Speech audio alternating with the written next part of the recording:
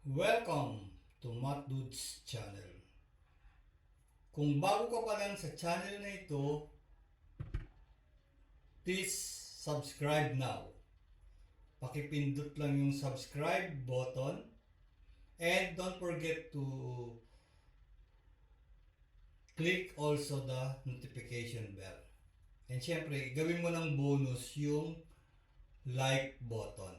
So subscribe, click the notification bell, and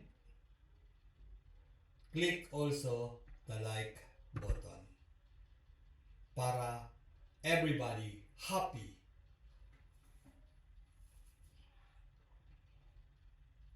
Sa mga dati ng subscriber ng channel na ito, maraming salamat sa patuloy na panunood at paggamit ng mga videos dito para ma-improve ang inyong grade sa math. Ang lesson natin ngayon ay about the fourth special product, and this is the cube of a binomial. Before I discuss to you the cube of a binomial, let us try first to answer these exercises kasi kailangan natin ito sa pag-i-expand ng cube of a binomial. First, 2 cube. So may parenthesis siya. So ibig sabihin nito is 2 times 2 times 2. And 2 times 2 times 2 is equal to 8. This is not equal to 2 times 3. 2 cube means you have to multiply 2 3 times as a factor. So this is 2 times 2 times 2, which is equal to 8. Another one, this time the base is negative and with parenthesis. So you will use negative 2 3 times as a factor. So this is negative 2 times negative 2 times negative 2. And this is equal to negative 8. And the third one, 5 cube. So 5 cube is equal to 5 times 5 times 5. 5 times 5 is 25, and 25 times 5 is equal to 125. And the fourth, negative 5 with parenthesis, So let's say quantity negative 5 cube. So this is equal to negative 5 times negative 5 times negative 5. And this is equal to negative 125. Kasi negative 5 times negative 5 is positive 25. Positive 25 times negative 5 is equal to negative 125.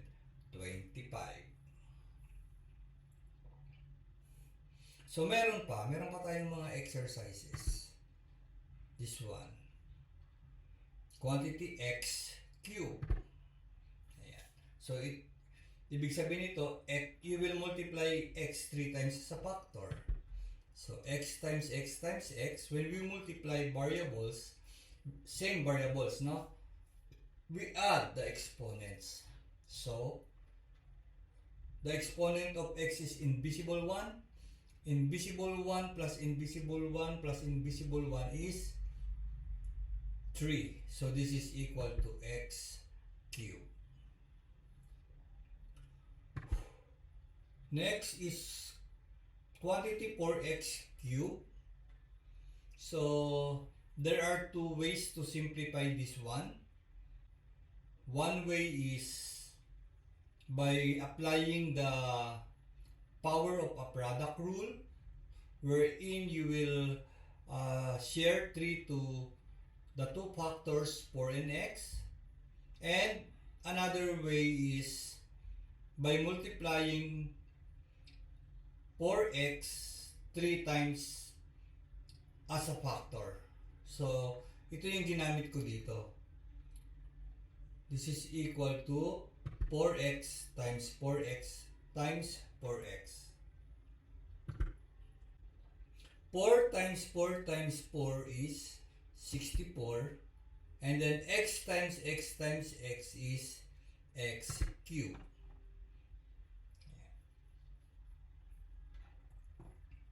Another one of the factors of the base is negative.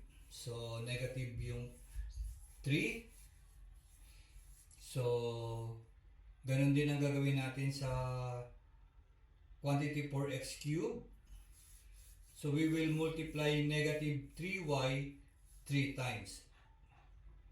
No? 3 times by itself. So, negative 3y times negative 3y times negative 3y. And this is equal to negative 3 times negative 3 is positive 9. Positive 9 times negative 3 is negative 27. And y times y times y is y cubed. Ayan. And this one, quantity negative n cubed. So this is equal to negative n times negative n times negative n. Okay, so the coefficient of n here is negative 1. Kaya lang kasi bawal isulat yung 1. Kaya negative lang yung nakikita nyo. Wala yung 1. So, negative 1 times negative 1 is positive 1. Then, times negative 1 ulit, negative 1. So, hindi mo pwedeng isulat yung 1 kasi bawal nga. Kailangan invisible lang siya. So, negative na lang ang makikita nyo. Tapos, n times n times n is n cubed. So, negative n cubed. Ayan.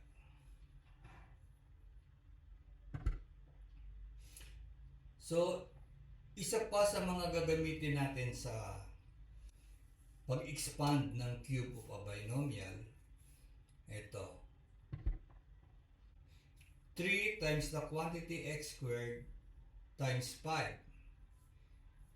So, pag ganito yung expression natin, multiply natin si 3 and 5. 3 times 5 is 15.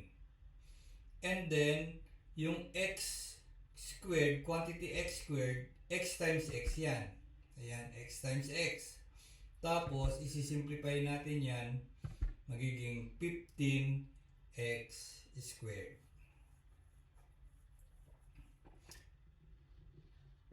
Dito, si x ang in-square natin. Dito sa pangalawa, si 5 ang i-square natin. Ayan, 5 square. No? So, kanina, minultiply agad natin si 3 at saka si 5. Ngayon, hindi natin pwedeng i-multiply si 3 at saka si 5 kasi isi-simplify muna natin yung exponent. Nasa Gemda's rule yun, no? After groupings, exponent. So, hindi, i-multiply muna natin si 3 times x. Yun ang pwede nating i-multiply. 3 times x is 3x. Tapos, saka natin isi-simplify si 5 square. 5 square is, ayan, 5 times 5. Magiging 3x times 25. And 3x times 25 is 75x.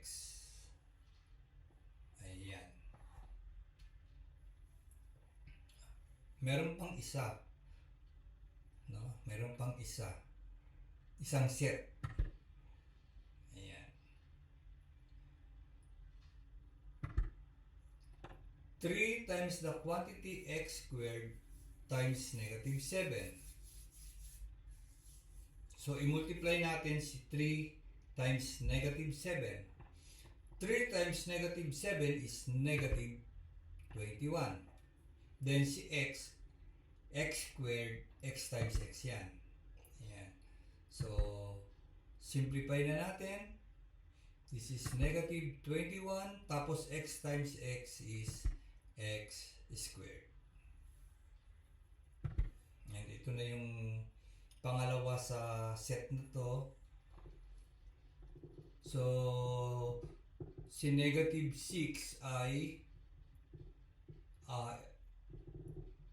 i-square natin, pero i-multiply muna natin si 3 times x. Yan. 3x. Tapos, multiply natin si negative 6 times negative 6. Ayan.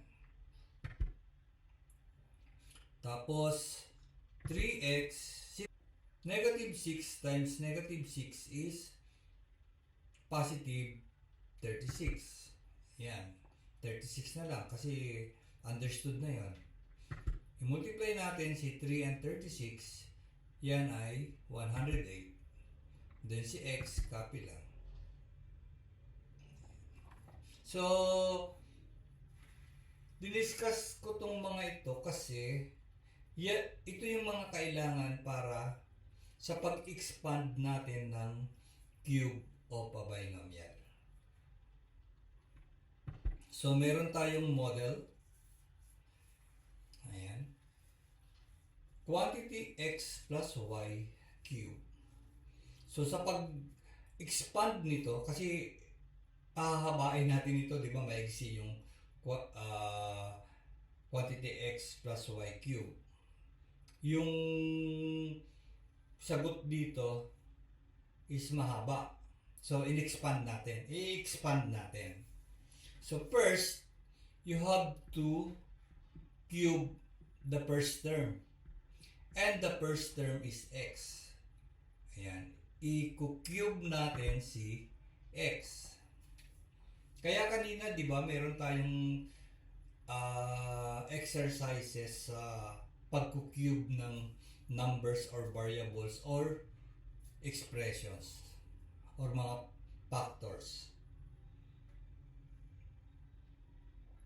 Tapos, sa second term ng expanded form, i-square natin si first term. So, ang first term ay si x. I-square natin yon. Ayan. Sa first term ng expanded form, ito, kinuha natin ang cube ng first term. So, x cube. Dito sa second term ng expanded form, i-square natin si first term na x. I-multiply natin siya sa last term na y, tapos ita-times 3 natin. Ayan, times 3. Constant yung 3. Okay, yan yung second term ng expanded form. Kunin natin yung third term ng expanded form. Kanina, sa second term ng expanded form, si first term ang in-square natin. Ngayon dito sa third term, si y ang i-square natin, yung last term. So, y square, i-multiply natin siya sa first term na x, tapos times 3 din. Ayan. Sa fourth term ng expanded form, i-cube lang natin si last term. Ayan, y cube. So, yan yung model natin. Yan na lang yung gagamitin natin. Hindi na natin gagamitin yung x minus y cube. Kasi, dyan lang makukuha na natin yung kahit negative siya, kahit minus siya, kung susundin lang natin yung rule, makukuha natin yung tamang sign sa x minus y cube. Okay. Now, we will use this model to expand the cube of a binomial. So, example number 1. Yeah. Quantity x plus 2 cube. Sabi sa model, i-cube yung first term. Ang first term natin dito ay x. So, i-cube natin si first term. Ayan. Plus, square nung first term. Ito, x squared. Diba? Square the first term, multiply it to the last term na 2, then times 3. Ayan. Plus, sa second term ng expanded form, i-square natin si first term. Dito sa third term ng expanded form, si last term ang i-square natin. In this case, 2 yung last term. So, 2 square, i-multiply natin siya sa first term, and then times 3 na constant. Laging times 3 yan, ha? Hindi yan magbabago. Yung x pwedeng magbago, yung y pwedeng magbago, pero yung 3 constant. So, let's go to the fourth term of the expanded form. Just get the cube of the last term. In this case, 2 ang last term. So, 2 cube. Ayan. So, isi-simplify na natin. Ano pa lang yan? Initial solution. No? So, to get the final answer, so, isi-simplify natin tong initial solution. So, the cube of x is x times x times x. This is x cube. So, positive 3, no? Lahat ng signs dito sa factors ng second term ng expanded form, lahat positive. So, plus. Ayan. Then, multiply 3 and 2. 3 times 2 is 6. Then, square natin si x. X times x is x squared. Ayan. So, positive ulit yung 3. Lahat ng factors, positive. So, positive times positive times positive is positive. Then, square ng 2 is 4. I-multiply natin si 4 ng 3, 12. So, yan ay 12. Then, si x, wala namang square, walang cube. X lang siya. So, copy lang yan. So, plus, yung cube ng 2, this is 2 times 2 times 2, this is equal to 8. So, this is the expanded form of quantity x plus 2 cube.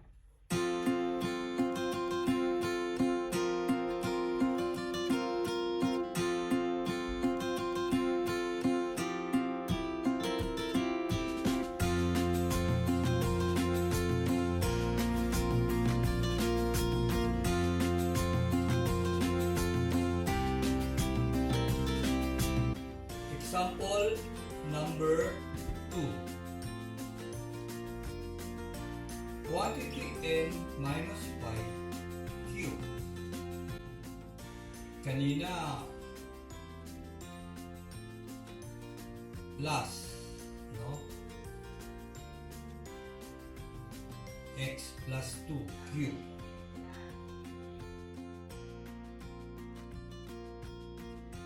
Ngayon, quantity n minus 5 cube. So, isusundin lang natin yung rule. No? Get the cube of the first term. The first term is n. So, i-cube natin si n. Plus, square of the first term. The first term is n, square natin si n. I-multiply natin siya sa last term. Ang last term ay negative 5. So, times negative 5. Ayan, huwag kalilimutan yung signs ha. Kasi, mahalaga yan. Unlike kung plus, katulad kanina, x plus 2, kahit walang sign, okay lang. No? Pero dito, negative kasi yung 5, dapat may negative yung 5. And then, ito yung madalas makalimutan ng mga student, times 3. Ayan. Plus, kung kanina ay in-square natin si first term, ngayon ang i-square natin ay si last term. Ang last term ay negative 5, so negative 5 squared. I-multiply sa first term, ang first term ay si n, at huwag kalilimutang i-times 3. Plus, ayan, nasa last step na tayo. Ayan, i-cube si negative 5, yung last term. I-cube lang. So, negative 5 cube. Maglagay tayo ng parenthesis. Lagi may parenthesis pag nag-i-square o nag-cube. So, simplify nga natin. N times n times n is n cube. Ayan, n cube. O, dito tayo magkakatalo sa sign. Kasi kanina, sa first example natin, positive lahat. Dito may negative. Yung 5, negative. So, positive times positive, yung n is positive also. Tapos, yung negative 5, yung 5 negative. So, positive times negative, the product is negative. Then, 3 times 5 is 15. Ayan. Tapos, si n squared, n times n, n squared. Ayan. So, dito sa third term ng expanded form, magiging plus na yan. Kasi, yung negative 5 square, negative 5 times negative 5 is positive 25. Tapos, i-multiply natin siya sa positive 3 equals positive 75. Kaya magiging plus yun.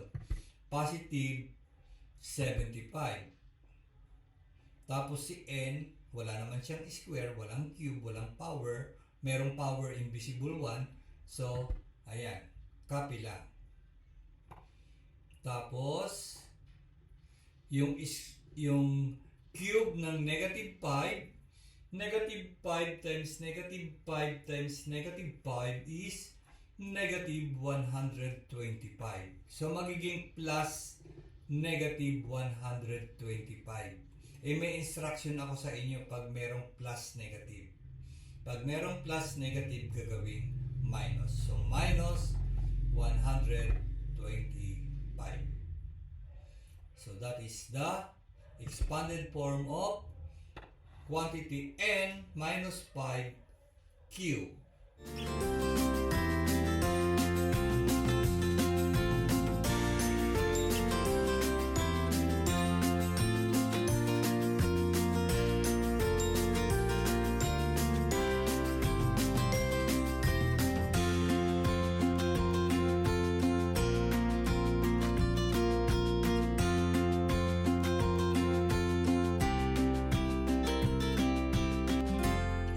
Example number 3.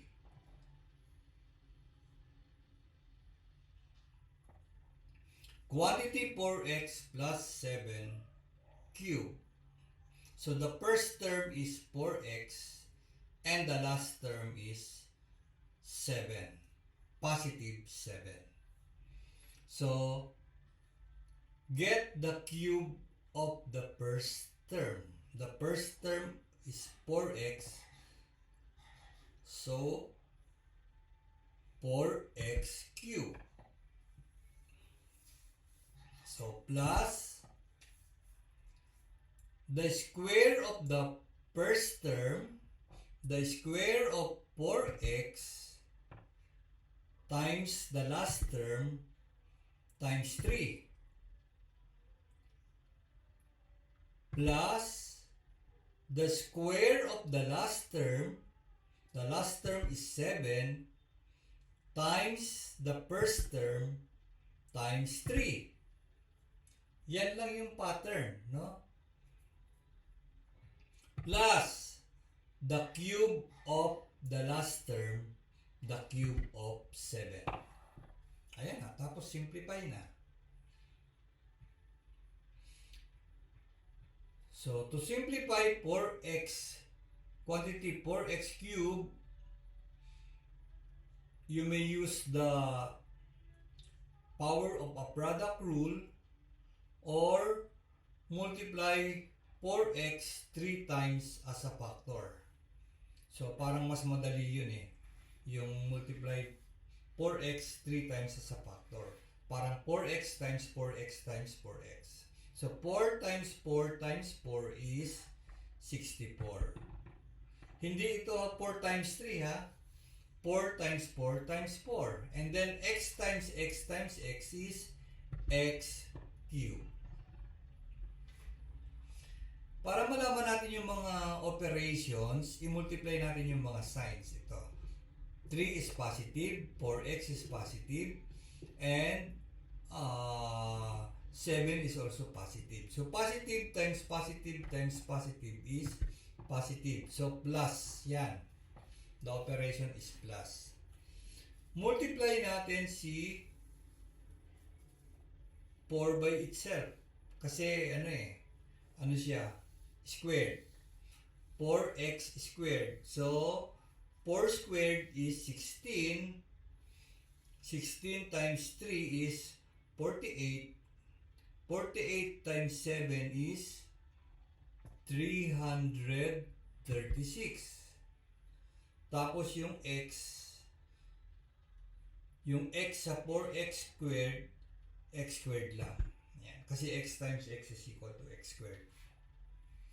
Plus, dito, square muna natin si last term, si 7. 7 times 7 is 49. 3 times 4 is 12. 12 times 49 is 588. Tapos si x wala namang exponent. So, copy lang yan. Ayan. Walang square, walang cube. So, copy lang. Plus the cube of 7. 7 times 7 times 7. 7 times 7 is 49. 49 times 7 is 343. So, this is the expanded form of quantity 4x plus 7 cube.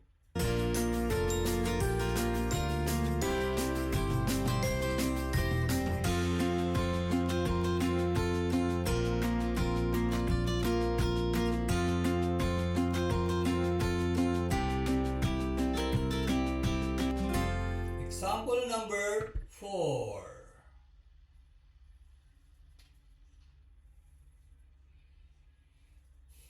Quantity 3x minus 2 cube. The first term is 3x. The last term is negative 2. Mag-ingat tayo ngayon kasi yung last term natin is negative 2. baka makalimutan nating ilagay na negative yung 2, mamamali tayo. Cube the first term. So get the cube of 3x. Ayan. Plus the square of the first term. So 3x squared times the last term times 3. Ayan. Yung constant na 3. Plus the square of the last term. So negative 2. Multiply it to the first term, which is 3x. Then, yung constant na 3. Ayan. Plus the cube of negative 2. Ayan, the cube of negative 2. Simplify. Quantity 3x cubed, so we will share 3 to 3. So this is 3 times 3 times 3, 27. And x times x times x is x cubed. Then, let us multiply. Hindi pala. Simplify muna natin si 3x squared. So, 3 times 3 is 9. Bago natin siya i-multiply sa 3, 27. Tapos, times negative 2, negative 54. No? Kasi ito may negative yung 2. So, negative 54. Then si x times x squared. Ayan. Plus. Sir, bakit plus po? May negative din yung 2. Kasi yung negative 2 times negative 2, 4. No? 4. Kaya magiging positive yung negative. Kasi negative 2 times negative 2 is positive 4. Positive 4 times 3 is positive 12. Positive 12 times 3 is positive. Ito yung positive. Positive 36. So si x, copy lang yan. Wala naman siyang exponent. Meron siyang exponent pero 1. Invisible 1. Now, when we simplify negative 2 cube, the answer is negative 8. So, magiging plus negative 8. So, pag may plus negative, gagawin minus. So, minus 8. So, yan yung sagot.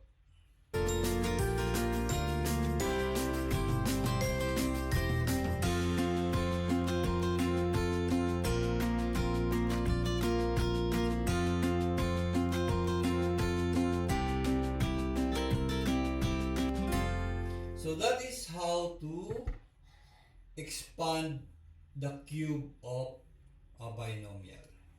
So meron tayong practice exercises. So pag na-plus sa screen yung given, isolve nyo, no? Pwedeng gumamit ng scratch paper. Then i-continue nyo lang kasi may time naman eh. Mayroon akong inalat na time para kahit hindi nyo i-pause, meron kayong time mag-solve. Tapos, after some time, magiging ano na yun, marireveal na yung sagot. Okay? So, try this one. Example number 1.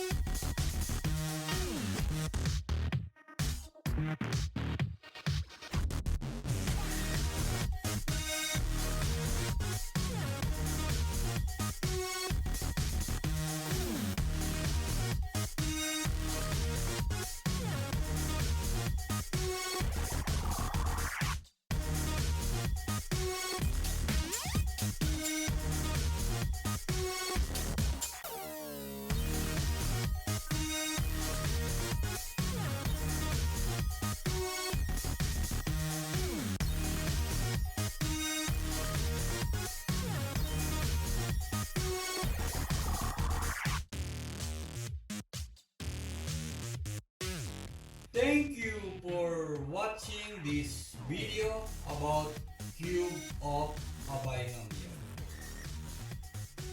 Sa mga hindi pa subscriber ng channel na ito, Binomial, please subscribe now. See you again in the next video.